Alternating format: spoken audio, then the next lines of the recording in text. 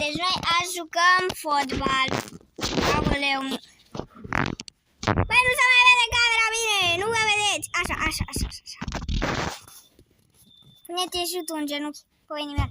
Eu beau o cană de paste.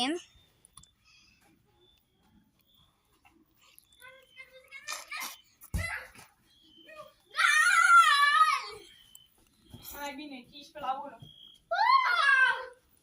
Cât?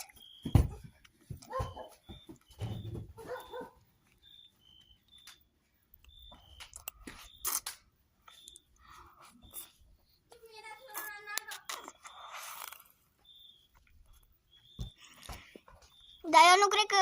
Cum i-ai dat gol lui Ronaldo? L-ai lăsat tu, Ronaldo?